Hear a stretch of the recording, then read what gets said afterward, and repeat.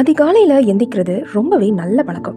அதிகாலையில எந்திரிச்சு அவங்க வேலையை பார்க்குறாங்க அப்படின்னா அவங்களுக்கு நிச்சயம் வெற்றி தான் கிடைக்கும் அப்படின்னு சொல்றது இன்னைக்கு வரைக்கும் சொல்லப்படுற ஒரு உண்மை. அப்போ லேட்டா எந்திக்கிறவன் தோத்துக்கிட்டே தான் இருக்கணுமா? காலையில எந்திக்கிறவங்க மட்டும்தான் ஜெயிக்க முடியுமா? அதிகாலையில எந்திக்கணும்னு இந்த காலசக்கரத்தோட போட்டி போடுறாங்க, சண்டை போடுறாங்க. ஆனா அவங்களால எந்திக்க முடியாது.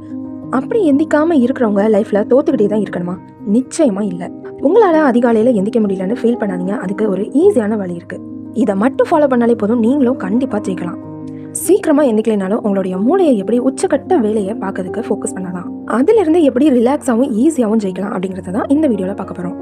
ஒரு கிராமத்துல 2 நண்பர்கள் இருக்கிறாங்க. அதுல ஒருத்தன் எப்போதும் அதிகாலையில எந்திக்கிறவன், இன்னொருத்தன் எப்போதும் லேட்டா தான் எந்திக்கிறான். அதிகாலையில எந்திக்கிறவன் அவனுடைய வேலையை ரொம்ப பிஸியா பார்த்துக்கிட்டே இருக்கிறான். ஆனா 2வது உள்ளவன் அவனும் அவன் வேலையை பார்க்கறான். ஆனா ஒரு வருஷம் கழிச்சு யார் ஜெயிச்சிருப்பாங்க? கமெண்ட்ல சொல்லுங்க. இதற்கான பதில் யார் ஜெயிச்சிருப்பா, எதற்காக ஜெயிச்சிருப்பாங்க அப்படிங்கறத வீடியோட முடிவுல பார்ப்போம். சரி, மனுஷனுக்கு மூளை தான் ரொம்ப ரொம்ப முக்கியம். அந்த மூளைக்கு ஒரு பயாலஜிக்கல் கிளாக்னு ஒன்று இருக்கு. அதுதான் நீங்க எப்போ தூங்கணும், எப்போ உஷாரா இருக்கணும், எப்போ உங்களுடைய எனர்ஜி லெவல் அதிகமாக இருக்கணும், எல்லாத்தையும் கண்ட்ரோல் பண்ற ஒரு ஹார்மோன் இருக்கு. அதுதான் மெலட்டோனின். வீடியோ பார்த்துக்கிட்டே நம்ம சேனலை சப்ஸ்கிரைப் பண்ணிக்கோங்க. சில பேர் நீங்க காலையில பார்க்கக்கூடிய குருவிகள் போல ரொம்ப சுறுசுறுப்பா இருப்பாங்க. ஆனா சிலர் நீங்க ராத்திரி மட்டும் பார்க்கக்கூடிய அந்த ஆந்தை மாதிரி இருப்பாங்க.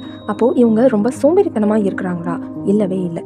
அது ஒரு பயாலஜி. உலகத்திலேயே ரொம்ப ஃபேமஸான சைக்காலஜிஸ்ட் டேனியல் பிங்க் என்ன சொல்றாருன்னா, timing is everything but timing is different for every one. எல்லா விஷயத்துக்கும் முக்கியமான ஒன்று நேரம் தான். ஆனால் அந்த நேரம் எல்லாருக்கும் ஒன்று போல இருக்காது. நீங்க எந்த நேரத்தில் ரொம்பவும் எனர்ஜெட்டிக்காக வேலை பார்க்குறீங்களோ அதுதான் உங்களுக்கான கோல்டன் டைம்.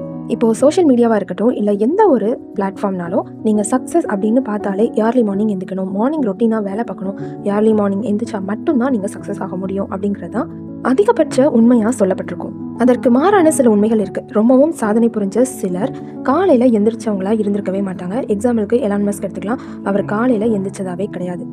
ஆனா அந்த மாதிரி சாதனையாளர்கள்லாம் அவங்களுடைய லைஃப்ல சக்சஸ் ஆகலையா? ஆனா அவங்க ஃபாலோ பண்ண உண்மை என்னன்னா, deep work plus focus plus energy management. ஆக்சுவலாக மார்னிங் எந்திக்க சொல்கிறது எதற்கு? அந்த நேரம் ரொம்ப ஃபோக்கஸாக நீங்கள் வேலை பார்க்க முடியும். எந்த ஒரு டிஸ்ட்ராக்ஷன்ஸும் உங்களுக்கு இருக்காது. அந்த மாதிரியான நேரம் உங்களுக்கு எப்போ கிடைக்கும் அப்படிங்கிறத பார்த்து நீங்கள் ஒதுக்கணும். அதனால தான் நீங்கள் காலையில் எந்திக்கிறீங்களா இல்லை லேட்டாக எந்திக்கிறீங்களா அதெல்லாம் முக்கியமே இல்லை. அந்த டைமிங்கிறது முக்கியமே இல்லை. உங்களுடைய எனர்ஜியும் ஃபோக்கஸும் தான் ரொம்ப ரொம்ப முக்கியம். சரி, இப்போ உங்களுக்கு ஓரளவு புரிஞ்சிருக்கும்னு நினைக்கிறேன். இதை எப்படி நம்ம ஸ்டெப் பை ஸ்டெப்பாக நம்ம லைஃப்பில் கொண்டு வரலாம். முதலாவது, உங்களுக்கான கோல்டன் டைமிங்கை கண்டுபிடிக்கணும். நீங்கள் காலையில் எந்திக்கிறவங்களா அல்லது நைட்டு ஃபுல்லாக ஃபோக்கஸ் பண்ணி வேலை பார்க்குறவங்களா? இதை தொடர்ச்சியான ஒரு 3 நாள் அப்சர்வ் பண்ணுங்கள். எப்போ உங்கள் மூளை ரொம்ப ஷார்ப்பாக இருக்குது, எப்போ நீங்கள் ரொம்ப ஃபோக்கஸாக வேலை பார்க்குறீங்க, அதுதான் உங்களுக்கான நேரம். 2வது, ரிலாக்ஸ் ரொட்டீன். சக்ஸஸ்க்கு முன்னாடி ஒரு ரிலாக்ஸேஷன் வேணும். ஸோ அதற்காக உங்கள் வேலையை ஸ்டார்ட் பண்ணதுக்கு முன்னாடி ஒரு டீப் ப்ரீதிங் எடுத்துக்கோங்க, ஒரு லைட்டான ஸ்ட்ரெச்சிங் எடுத்துக்கோங்க, கொஞ்சம் சைலன்ஸ் வேணும். இது உங்கள் மூளையை ரீசெட் பண்ண உதவியாக இருக்கும். 3வது, டிஸ்ட்ராக்ஷன் டிடாக்ஸ். இதுதான் ரொம்ப ரொம்ப முக்கியம். இப்போ உள்ள காலத்தில் ஃபோன் அப்படிங்கிறது ரொம்ப பெரிய கவன சிதறலாக இருக்குது. உங்களுக்கு தேவையில்லாத விஷயங்களை கூட நீங்கள் டைம் ஸ்பெண்ட் பண்ணி பார்க்க ஆரம்பிக்கிறீங்க. யார் எப்படியும் போட்டோம், நமக்கு என்ன?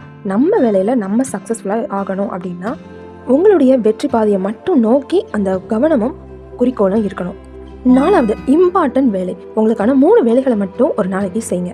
பல வேலைகளை உங்கள் தலையில் தூக்கி போடாமல் ஏதாவது முக்கியமான 3 விஷயங்களுக்கு மட்டும் கவனம் செலுத்துங்க.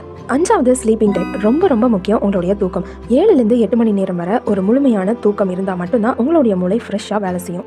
உங்கள் மூளை அப்படிங்கிறது ஒரு மிஷின் மாதிரி இல்லை, அது ஒரு எனர்ஜி சிஸ்டம். அதுக்கு என்னெல்லாம் தேவை?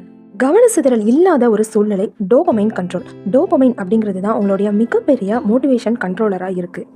டோபமைன் அப்படிங்கிறது பொதுவாக எல்லாருக்கும் தெரிஞ்சிருக்கும். சின்ன சின்ன சந்தோஷங்களை உங்கள் மூளை உடைச்செறிஞ்சிரும்.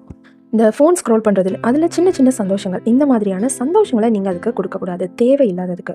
அப்போ தான் உண்மையான சந்தோஷம் எங்கே கிடைக்கும்? வெற்றியில் தான். அதை நோக்கி அப்போ தான் ஓட ஆரம்பிக்கும். அதிகாலை எந்திக்கிற பழக்கம் மட்டும் உங்களை ஜெயிக்க வைக்காது. நீங்கள் உங்கள் பிரெயினை எப்படி யூஸ் பண்ணுறீங்க, உங்களுக்கான முழு கவனத்தை எப்படி மேனேஜ் பண்ணுறீங்க, அதில் தான் இருக்குது. எந்த ஒரு டைமிங்கும் உங்களுடைய பழக்க வழக்கங்களும் உங்களை சக்ஸஸ் ஆக வைக்காது. நீங்கள் தான் உங்களுக்கான வெற்றியை உருவாக்கணும்.